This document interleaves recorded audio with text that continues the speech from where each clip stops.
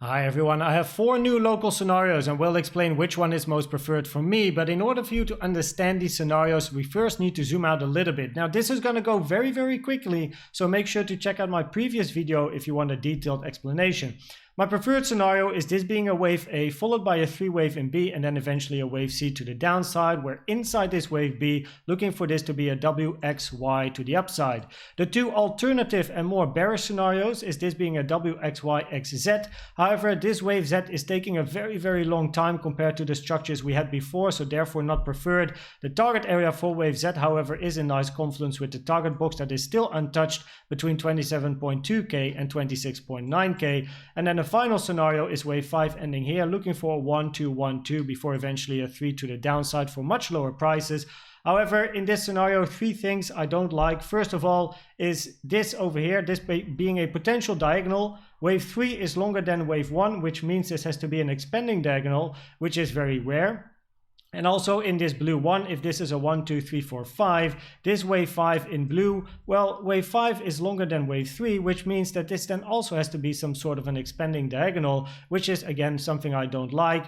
And finally, if this is a 1, 2, 1, 2, usually what I like to see is this being a 1, 2, then this 1, 2, and then a 3 to the downside. So the second one taking the low of the first one, however, it didn't do that. So therefore, this is an alternative scenario.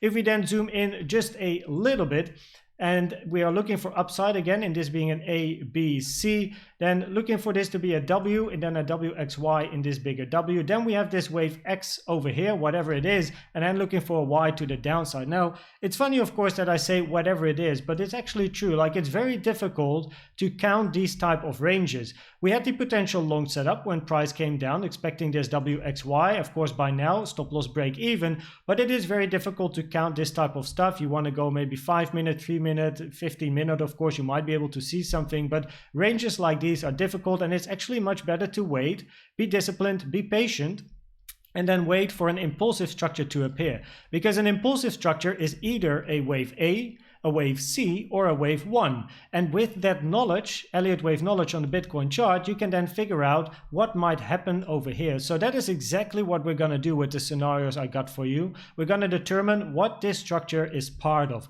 So over here, looking for a WX, eventually a Y to the upside to also take the liquidity above the triple top that we have at 28.8k. The alternative scenario over here is this being the low of wave A, looking for B to the upside, but then inside that wave B, we have an expanding flat over here, and then a 3-wave A, 3 waves B, and then wave C to the upside, which currently is an alternative. So let's jump into the first potential structure. As mentioned, we have an impulsive structure over here, so it's either an A, C, or wave 1. Let's start with this. Okay, can this be a wave 1? Is this move to the upside a potential wave 1 of a impulse 1, 2, 3, 4, 5 to the upside? There is a little bit for me of a problem with this scenario, which actually has to do with this structure over here. So if this is the low of A and we're looking for B, now if wave B, if this needs to be a 5-wave structure, or if this wants to be a 5-wave structure, you're looking for a zigzag, this being a 5, 3, 5. So that means the final wave, C, is indeed a 5-wave structure. However, this first wave over here does not look to be a 5-wave structure. It doesn't look like that. It looks like a 3-wave structure, and also on the lower time frames, it counts much better being a WXY than this being a 5-wave impulse in a 1, 2, 3, 4, 5. So that makes it less likely we can expect an impulsive structure over here. Only if this is a 5, 3, 5, you expect a bigger impulse to the upside. However, because this looks to be a 3-wave structure, it is less likely this is going to be a 5-wave move to the upside. Or this has to be a 1, 2, 3, 4, 5, then a correction, another 5-wave move to the upside, and then this being an A, B, C. So then you get this as a W, X, Y, with then inside the Y, a 3-wave structure. So still for me, currently not that likely, because if this is a wave 1, you expect wave 3 to already go towards 30k. And yeah, then you need another move down, another move up, and that's just taking a lot of time as well. So if you then look at the second scenario, right, can this be a wave C? So the first scenario, is this a wave 1? Not yet sure, right? So can this be a wave C, after which we then expect more downside, right? Because if this is an ABC expanding flat, afterwards you expect at least a bit more downside again, because this is a corrective structure. So if we now go to the 30-minute time frame and look at what has been happening. So we are not taking into account the price action over here, right? We're only looking at the impulse, and based on the impulse, we're figuring out some counts. So is this an ABC? Well, we then have a 3 wave in A, 3 waves in B, and then a wave C.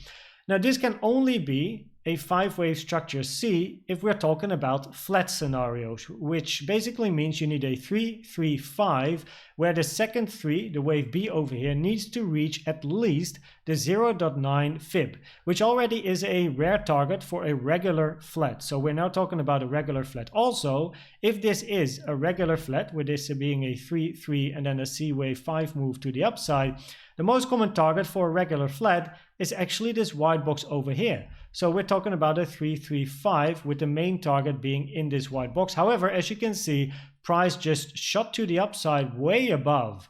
So, okay, can we have some sort of an exception where this is then not a regular flat, but maybe an expanded flat? However, one should notice, with an expanded flat, usually price is taking the low of the origin of A. So you would expect this to be an A, B, below the origin of A, and then a C to the upside, where the most common targets is between the two 1.618s over here. However, now I pulled the 1.618s from the lows that we made, but as you can see, it's actually not expanded because we didn't take the low. But still, even if you would think, could this be an expanded flat wave C to the upside, we still crossed the high, or the most common target of this wave C in an expanded flat. It actually went above, as you can see, and closed candles above as well on the 30-minute. So I'm like, yeah, this doesn't look that great, right? Okay, so what if we take another pivot? Now this is wave A, this is B, and then this is wave C. So we have a 3 wave in A, some sort of a 3 wave in B, and then eventually this being a wave C. So now we basically have a little bit of a smaller ABC. We go from wave A over here to now wave A, B, and C over here, A, B, C, right? However, in this scenario, yes, wave B could be an expanded flat, taken these fibs over here from the low of A to the high of A, right, with the 1.236 and the 1.38. This is the most common target for an expanded flat wave B. And then we expect a wave C to the upside, but the most common target for a wave C to the upside is between the 1.618s. And as you can see, yes, we had a little bit of a wick, move down, but then we shot to the upside. A rare target for a wave C is the 2.618 over here, very dark line on my chart, but as you can see, we even closed above the 2.618. So this being a wave C is quite unlikely to me. This being a wave 1 in the impulsive structure, also not that likely. So currently my preferred scenario is actually this being a wave A, and then in bigger ABC, so an A, B, and then eventually a C to the upside to also take the liquidity of that triple top. So what I'm currently looking for, you can see it's a little bit more messy also because it's now my preferred scenario on the very local time frame, is that this low over here is the low of whatever corrective structure is inside this wave X, because we still look to be, or are still looking at this being the low of A, then a W, X, and eventually a Y to the upside, right? So this is still a corrective structure. So from this low over here, we then have an impulse to the upside, which is only the beginning of a bigger move to the upside. So now we're looking at this being a 1, 2, 3, 4, 5, which is absolutely fine in an impulsive structure. Then we look at a correction. Now, as you can see, let's go to the 50-minute. I have fib times on my chart, and the fib times are the two vertical lines that you see, the 0.618 and the 1-to-1, taken from the low to the high of this potential wave A. Now wave B, as it stands, ended right between the 0.618 and the 1-to-1, which is fine for a wave B, right? It also hit the minimum target for wave B, which is the 0.382, which is a perfectly fine target for wave B. It doesn't have to go lower. Of course, it can dip lower and then move up, but it doesn't have to. We can already move to the upside. Not to forget that if we go to the CVDs, then we do have actually bullish and bearish CVD. But if we look at the bullish ones first, we have to look at the yellow line. So we have a little bit of a range over here, which is this area, right? So we have a little bit of a range. and you can see that the low of the CVD on this candle, the yellow line, is right here. And now price made a higher low, but on the CVD you can see we have made lower lows on the yellow line. So we got some bullish divergences when price is in this upwards structure, also breaking out of the range that we had for a while now.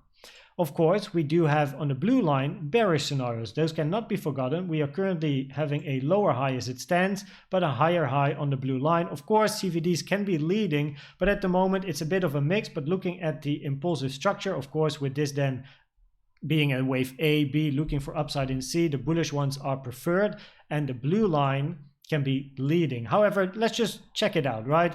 If we do have bearish divergences over here, then yes, price might go up, fall to the downside. The moment we take this low, the bearish divergences have played out, right? So this low is the target for the bearish divergence. Okay, perfect. Because if we look at confluences, where we bounced right now is basically the 1 hour order block, which is this structure over here, or you could say a support resistance flip of these candles over here. We first found resistance, moved up, came down, found support at the same level, moving up.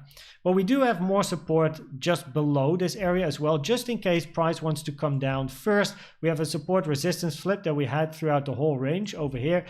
And we also have the basically weekly naked point of control and the daily naked point of control. But honestly, that is very, very low. I wouldn't like price to visit this low. Like, of course, for a wave B, the 886 is still a target. It's more rare though, but it's still a target. But that would be a very, very deep retracement in my book for the structure that we are forming at the moment. The golden pocket, however, the golden pocket over here, the 618 and the 66, does have nice confluence with this range value area high at 28k, basically 28 to 28.1k. So yeah, if price comes down and the bearish divergences are going to play out, support over here would be nice.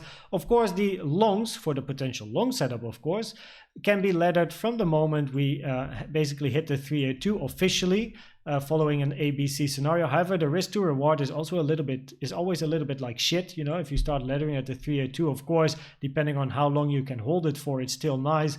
But yeah, I mean, this is educational based on Elliott Waves. So hey, you do you, of course.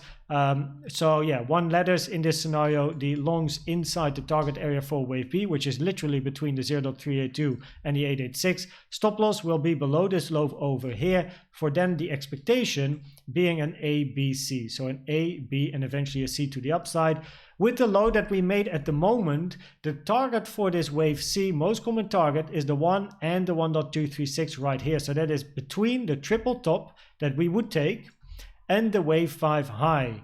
So yeah, if price would move to the downside first, creates a lower low, that would then also mean that the target, of course, will be a little bit lower for the wave C. And if we hit the golden pocket, you can see that the 1-to-1 and the 1.236, basically this area over here, is right on top of the triple top, which would be very, very interesting. So we then have an A, 3 waves over here in B, then a wave C, taking the triple top liquidity for then eventually a move to the downside again, which is then a correction before then eventually a move to the upside towards 30k. So yeah, this is currently what I'm looking out for. This is currently my preferred scenario, and I hope this video was helpful or valuable to you. Thank you for watching and subscribing, and I will see you at the next one. Bye bye.